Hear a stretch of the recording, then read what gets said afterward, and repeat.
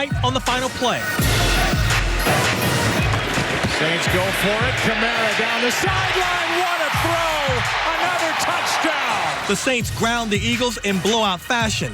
Every time we step on the field, we understand we're going to have to earn it. We've got reaction and analysis from the Black and Gold's beatdown of the Super Bowl champs. There were a couple formations as well as plays that they ran that were specifically for Atlanta.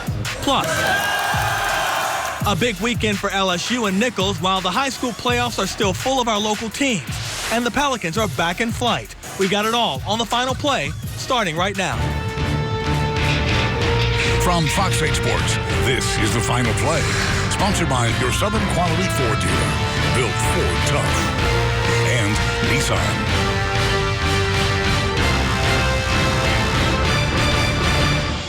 Welcome into the Final Play. I'm Juan Kincaid, and apparently 8 wins was not enough because the Saints like the sound of a 9-game winning streak much better. Today's game against the Eagles, as hyped as it was never close, as the Black and Gold treated the defending Super Bowl champions like their previous 8 opponents with a catch-us-if-you-can mentality. Sean Vazan gets us started tonight from the Dome. Football in the NFL is not supposed to be this easy. The Saints are just making it look that way. On Sunday, they welcomed the defending Super Bowl champs to town, then sent them home with a complete beatdown, 48-7, to improve to 9-1. When you play the Super Bowl champion and when you play a team like that that's backed in a corner a little bit, if you will, we felt they were, that we knew we were going to have to be ready, and that was a concern all week. I was proud of the way our players answered the challenge. And per usual, the offense set the tone and executed with near flawless precision. They gained 546 total yards and held a 15-minute edge in time of possession. Number 9, Drew Brees once again led the charge and dropped dime between covers. Traquan Smith with the grab after dime after dime. And Alvin Kamara caught at the 10 into the end zone. And finished with 363 yards and 4 touchdowns. Each and every time we touch the ball, we feel like we're going to make the plays, right? That we have a good game plan, and that, hey, all of a sudden adjustments need to be made. Hey, we know how to make those. We know where our matchups are. We know, I think there's just a lot of confidence that goes into, each and every time we get the ball, what do we need to do to put points on the board this drive? Defensively, pressure was a problem for the Eagles. Whether they were blitzing or just rushing 4, the Saints effectively rattled Carson Wentz all game long. They only surrendered 196 total yards and picked off Wentz 3 different times while sacking him 3 times as well. Every team has their star player. Every team has their star core. That was a strong wide receiver core we played. I mean, Alshon Jeffries, you talk about Brady and Golden Tate. You talk about Zach Ertz is one of the better tight ends you're going to face. The offensive line, they've got you got Lane Johnson, who's a proven vet. We had to get after him, and I think we got after Carson Wentz early on, and we got after him often. And that's what we had the game plan to do. On special teams, a funny thing happened. Thomas Morstead actually had to punt twice, which is 2 more than he had to last week. Simo's still the best punter in the league. Best punter in the league. We have that leg on ice for when we need it. The Saints have now won 9 in a row, and as you can probably tell, are loving every bit of it. Even their head coach is open to enjoying the wins as they come in. We're 9-1 right now, and we've got a lot of season left, so I'm not downplaying what we've done, and so those guys are in there playing the music loud, and you want me to smile more? I'll smile more. Joined now by Saints Hall of Famer and Fox 8 Saints analyst Deuce McAllister. Deuce, last week it was the trap game. This week it was the desperate team. They're dangerous. The Saints slammed the door this week once again on the Super Bowl champs. This game was over really by halftime. This level of domination we haven't seen in quite some time. We hadn't seen it maybe ever, right. As far as a team beating teams by the half. And, if we're going to fuss about something, the Saints didn't score 35. Right. The last 2 games they had scored 35 at halftime. This time it's only 24. You can go and nitpick about some things that they gave up or didn't do. But, you created 3 turnovers. You were able to sack Carson Wentz. Man, they're playing really, really well. I mean, if I have a couple concerns. Right. I do have a couple concerns, and it's probably nothing to do with play on the field. It's because they're beat up front. And, you know, maybe run game-wise, let's say you don't have a big lead. Can you stop a team from running? Because the Eagles did hit them for a couple runs as far as to get some yardage, but, you know, I don't think they had over 70 yards rushing total. Look, at some point very early in this game, the Saints had taken over, and the Eagles looked like they wanted no more part of this game, just like last week, except that was on the road. Let's start, though, with Drew. Some of the throws he made today were just unbelievable. It's like we take this for granted, but every now and then you got to step back and say, okay, that's not a normal play. This guy is exceptional. We knew at some point teams were going to shade the safety over and say, no, Michael Thomas, you're not going to beat us. You know, Traquan Smith stepped up. You know, I think he had 12 targets, 10 receptions. You know, he goes over 100 yards. You get Keith Kirkwood early in the game making big third down plays, getting catches. You've got Austin Carr getting his first down touch, you know, his first touchdown as a Saint, or first touchdown period, you know, and he's making plays. And then you're sprinkling in your tight ends, you know, Josh Hill Dan Arnold. Yeah. The only other tight end that didn't get involved was Ben Watson. Right. You know, and so Taysom Hill is making plays. There were a couple formations as well as plays that they ran that were specifically for Atlanta. It's amazing the gamesmanship that goes in week in week out in the NFL, and Sean Payton does it just about better than anybody else in the NFL. Defensively, I thought the D-line really took over this game, and I thought Carson Wentz really was rattled early and often. He was rattled, and Sheldon Rankins, I have to go back and double check, but Sheldon Rankins is tied for the lead in sacks on this team, you know, and he was upset at himself the last couple of years for not finishing some plays.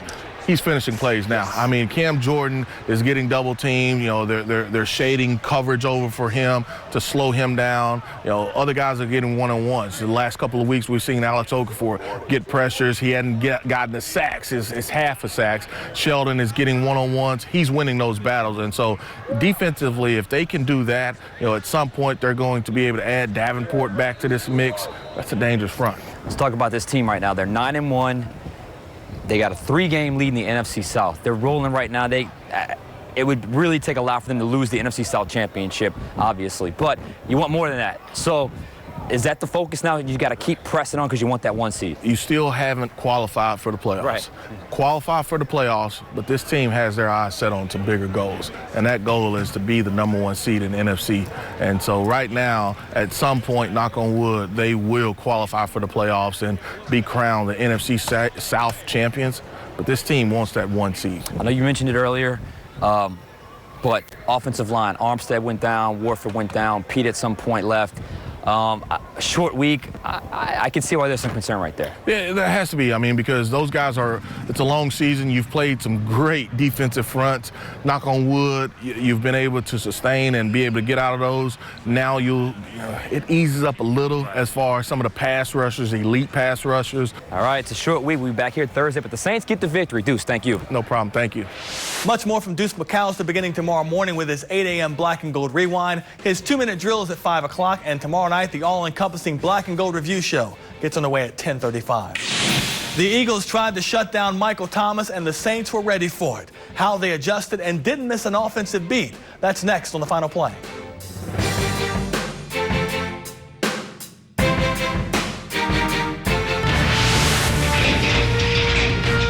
You're watching the Final Play. We're going to double your pleasure with our catch of the week. First, tight end Dan Arnold goes Superman on this catch over the middle. To fully appreciate it, check out the slow-mo angle.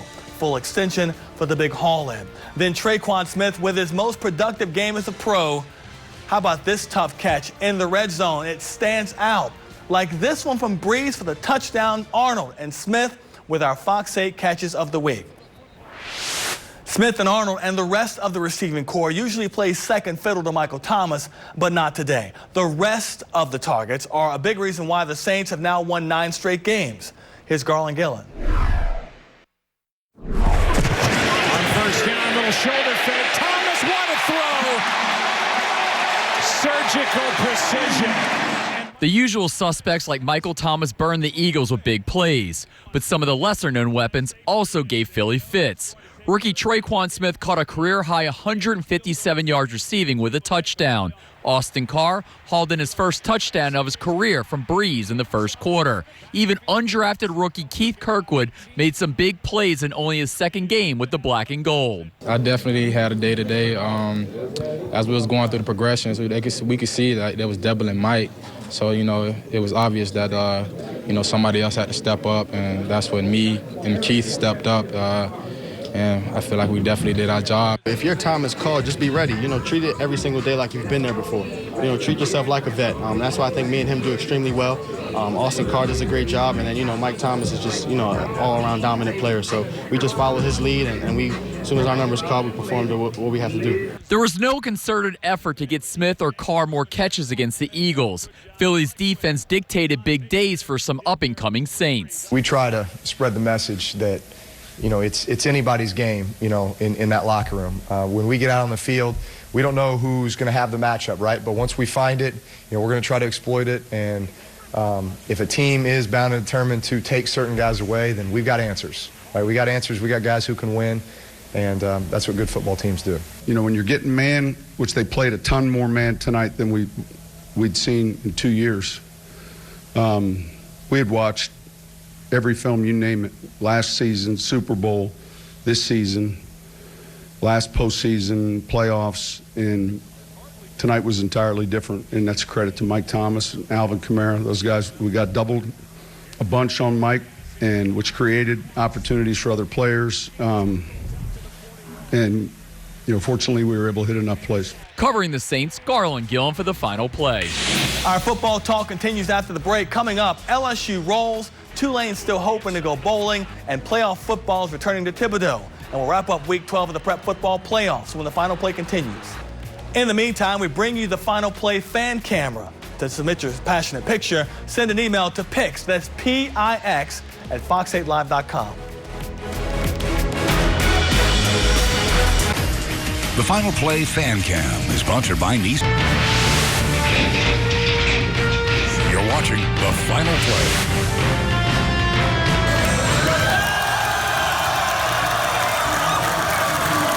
For the second consecutive season, the Nicholls State Colonels are headed to the FCS playoffs, and they'll open the postseason the same as they did a year ago, at home.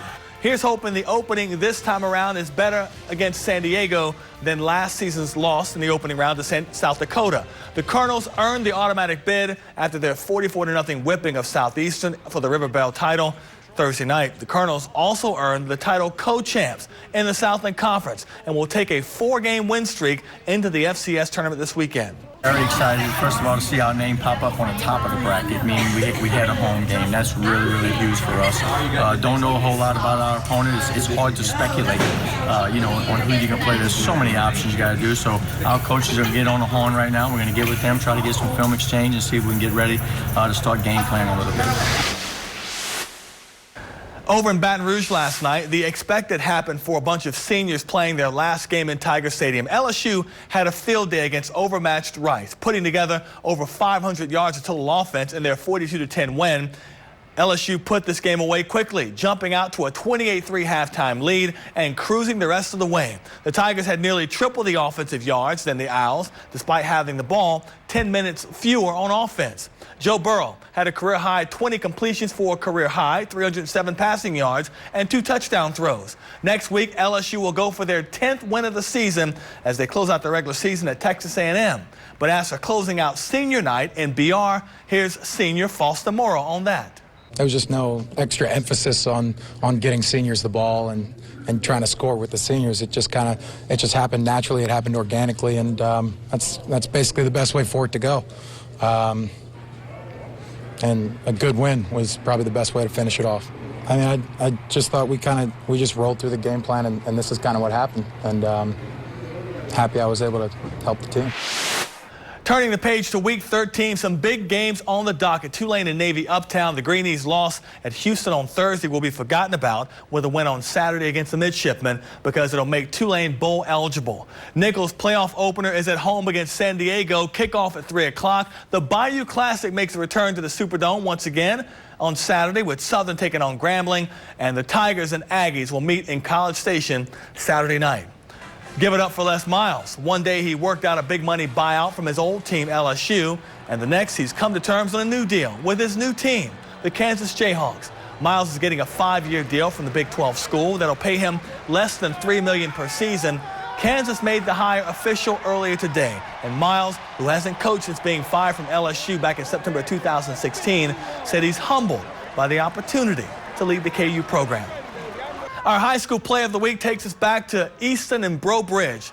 That game, what a fantastic one it was. This outstanding play from Eagles player Chester Kimbrough jumps the route. He's going the other way. Wheels for days on Kimbrough and a stiff arm in the end as he goes in for the score. It's our play of the week. And here are this week's prep players of the week. John Eric quarterback Travis Mumphrey, 400 yards passing, 3 touchdowns in their win over Halton.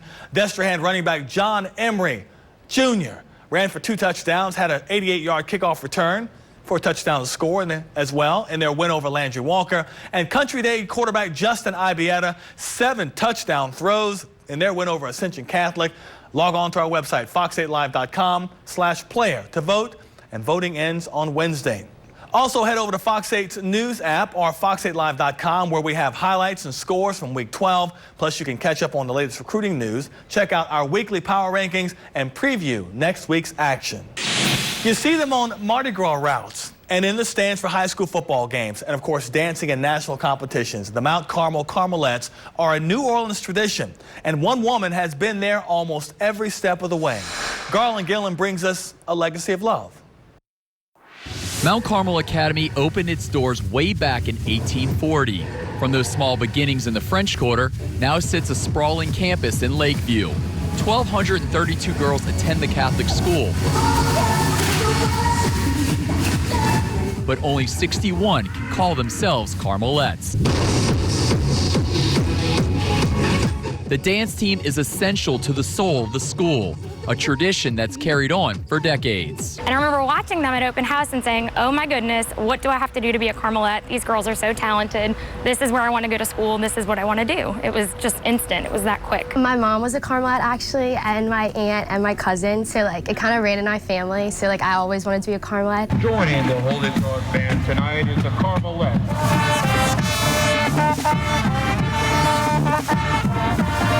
The Carmelettes own state and national dance championships. The one constant during those titles, Coach Gloria Doran. Mrs. Gloria joined the Mount Carmel faculty in the 1970s. She signed on to be a teacher, but those responsibilities soon multiplied once she stepped on campus. I was hired to teach American history, civics, and Algebra 1. And then I was told, and I see that you have a degree in dance, so you're going to take over the dance team. Yes, sister. And so I did that. The job was given to me, and it was the best gift they could have given me. All you're going to hear is da da da da go. Mrs. Gloria is in year 43 as the head coach of the Carmelettes. She's universally loved at Mount Carmel thanks to a unique personality. 5, 6, 7, go. Hold it, sing. 5, 6, 7, 8. Hold it, hold it, hold it. And a ferocious work ethic. We're not walking the dance, we're performing. All right, spread out. Line 3 and 4, y'all way too close together, so 4 back up. Gloria would be one of the faces of Mount Carmel Academy. Because if you think of Mount Carmel, you think of student activities, Carmelette dance team, it's Gloria.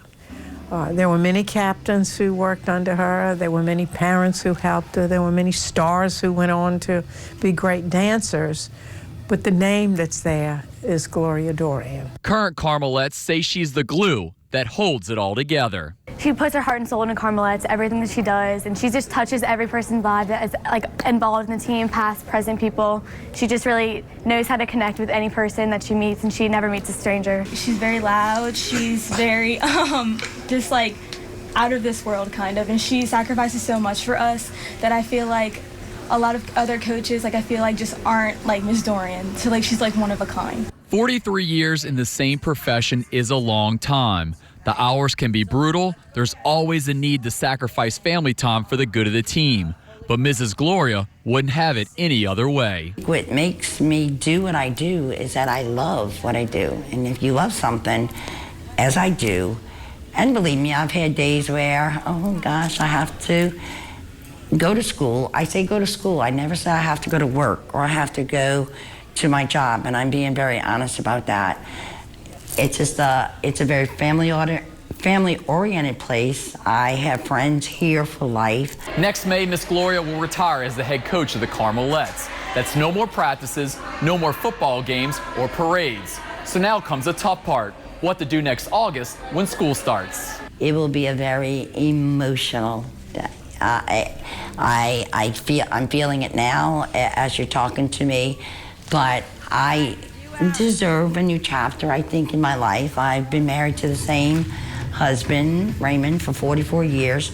I have 4 children, 2 daughter-in-laws, 2 son-in-laws, and I have 9 grandchildren that I just want to spend a little bit more time with. And those are by far, I could love this school, but there is nobody that I love more than my children, grandchildren, and my husband. You tell me what you're going to hear. Oh, that is terrible. Yes, Mrs. Gloria is retiring, but don't you worry, she'll be back. When a substitute teacher is needed or a call for advice comes, the word no is never an option for an institution you love so much. In Lakeview, Garland Gillen, Fox 8 Local First. Coming up on the Final Play, we'll check in on the Pelicans as they continue to find ways to win despite injuries to key players. And we'll look ahead to what's to come on their schedule.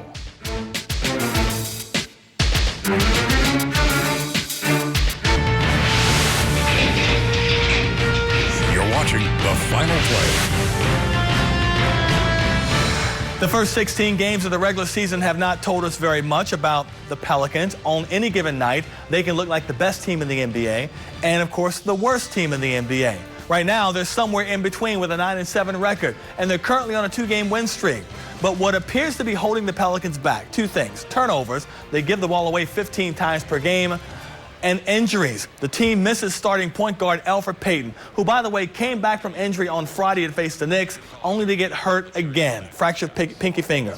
But they still have Anthony Davis, and he's been a beast, averaging 32 points, 14 boards over their last 5 games. 4 of those games, they won. It's amazing. It just makes the game so much easier for everybody. You just got to go out there and play hard and do your part, and everything just comes easy, so I love it. The Pels will host the Spurs tomorrow night at 7 o'clock. Then it's back to the road for 3 straight games. The Northeast Corridor they'll be at. Philly on Wednesday, New York on Friday, Washington on Saturday. They'll be back at home to face the Celtics on November 26th. And that's our show for tonight. For all of us here at Fox 8, I'm Juan Kincaid. Fox's NFL Game Day Prime is coming up next, and we hope you'll join us again next Sunday night for the Final Play. From Fox 8 Sports, this has been the Final Play.